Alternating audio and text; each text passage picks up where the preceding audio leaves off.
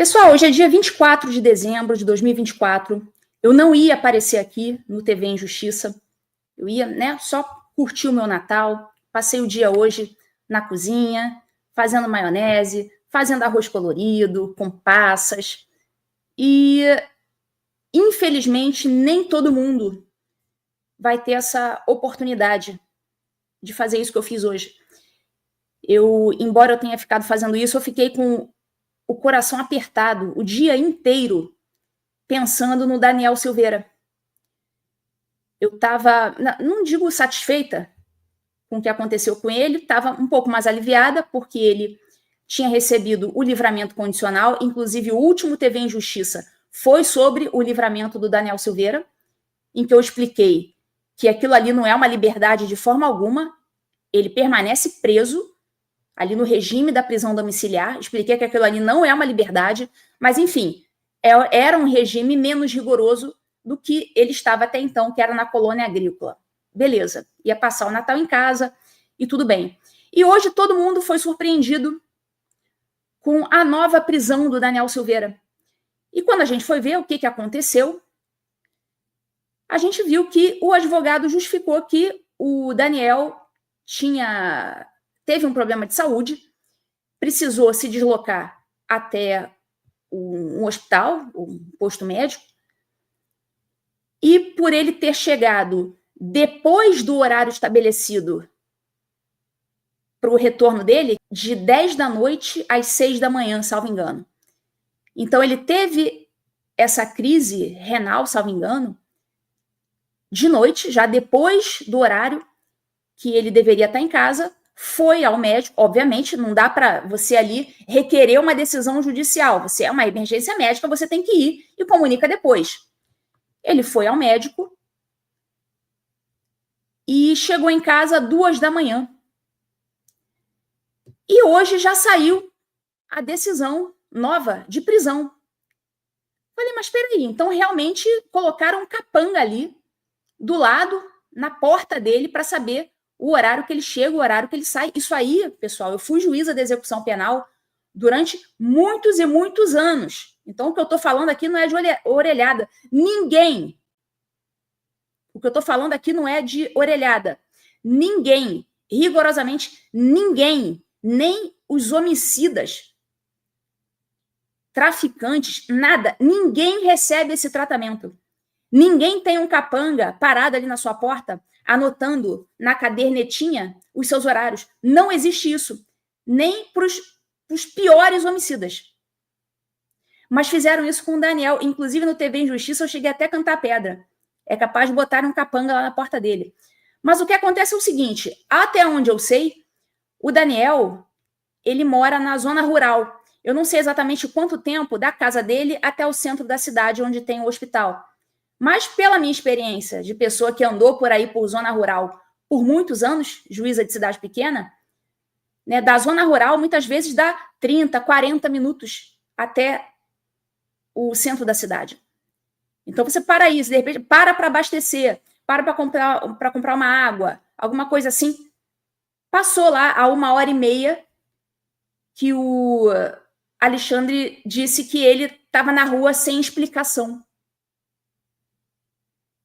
O Alexandre chegou a dizer que ele saiu, ele foi atendido meia-noite e pouca e só chegou em casa às 2 da manhã.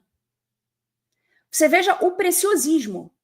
Quer dizer, se ele é liberado em um determinado horário, aí de repente vai fazer alguma coisa, vai pegar um documento na recepção, aí vai comprar uma água ali na lanchonete, vai para abastecer, não sei o quê, pega a estrada, às vezes é uma estrada de terra, não sei.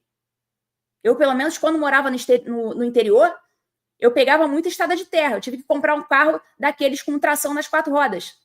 Não sei se é a situação dele, mas a gente sabe que para chegar muitas vezes nesses lugares rurais, a gente leva ali 30, 40 minutos, até mais. Não sei qual que é o caso dele. Mas o fato é o seguinte, não existe isso. Primeira coisa, tem 2 coisas aqui que eu queria falar. Primeira coisa, não existe isso de pedir autorização judicial para ir para uma emergência médica. Começa por aí. Emergência médica é emergência médica. Você não pode fazer um pedido, uma petição para ele apreciar daqui a 2 meses, se apreciar. Isso não existe. Ele vai na emergência, resolve o que tem que resolver e volta. Ele colocou na decisão, o Moraes, olha isso aqui. Logo em seu primeiro dia de livramento condicional, o sentenciado desrespeitou as condições impostas, porque no dia 22 somente retornou à sua residência às 2h10 da madrugada, ou seja, mais de 4 horas do horário limite fixado nas condições judiciais. O horário limite era 10 da noite. Só que ali, segundo o Daniel, segundo a defesa, era uma emergência médica.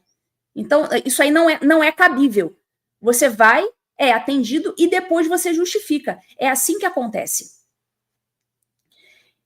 E ele falou, olha, o Moraes, o sentenciado, sem qualquer autorização judicial, teria estado em hospital no dia 21 de dezembro. Quer dizer, o Moraes está dizendo aqui que para uma emergência médica, o Daniel teria que fazer uma petição em juízo. Quer dizer, se o Daniel passa mal ali de madrugada, o Moraes vai estar ali de prontidão para apreciar a petição dele?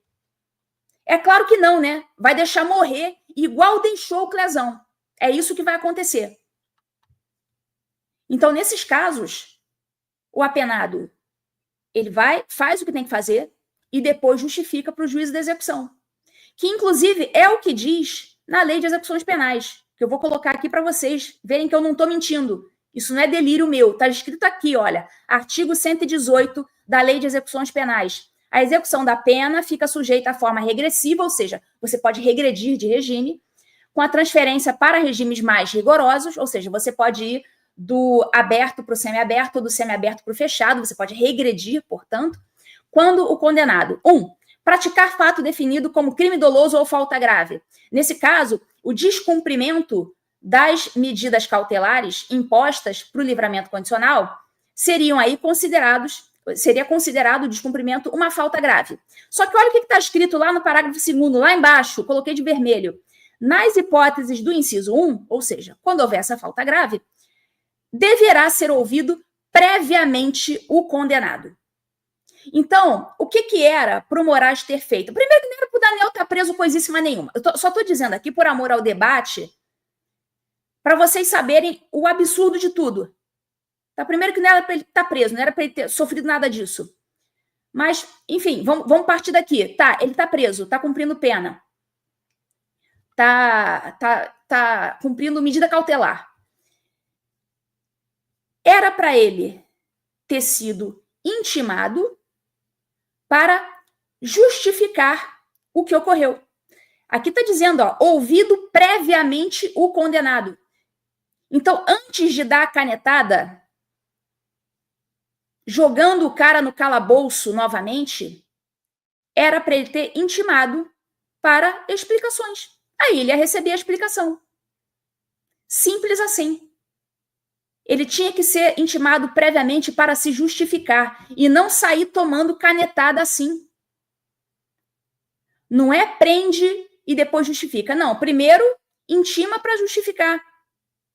E depois ele vai analisar aquela justificativa para saber se ela procede, se ela é razoável ou se ela não é razoável.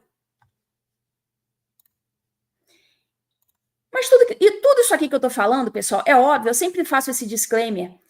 É claro que eu estou falando do direito e o Brasil não tem mais direito. Mas é meu dever aqui aparecer, prestar mais uma vez a minha solidariedade ao Daniel, à doutora Paola, esposa dele, e dizer que eles estão sendo torturados. O que está acontecendo com Daniel Silveira é crime de tortura. Inclusive, ontem mesmo à noite, coincidentemente, eu dei uma aula do meu clube do livro chamado Ponerologia, Psicopatas no Poder. Uma aula de 2 horas. Eu tô com esse livro na cabeça porque eu dei aula ontem à noite sobre ele. Aí, quando eu acordo, eu vejo essa decisão. A primeira coisa que eu fiz foi remeter meu pensamento ao livro. Porque tem todos os requisitos ali da psicopatia. O Brasil está nas mãos de psicopatas. Bom, eu apesar de tudo que está acontecendo, desejo um bom Natal para vocês. Eu certamente vou ter um bom Natal hoje, graças a Deus. Deus me preservou disso. Hoje eu estou a salvo aqui na América. Mas milhares de pessoas não estão. E não é porque eu estou a salvo que eu fico tranquila. Tanto que eu estou aqui, noite de Natal, estou aqui até atrasada para o meu evento, mas eu não podia deixar passar sem gravar esse vídeo, sem prestar minha solidariedade, sem prestar esses esclarecimentos. Bom, a vocês um bom Natal, apesar de tudo, e eu peço para que vocês rezem pelo Daniel, pela doutora Paola e pelo Brasil, para que Deus tenha misericórdia do nosso amigo Daniel Silveira e faça justiça quanto a Alexandre de Moraes.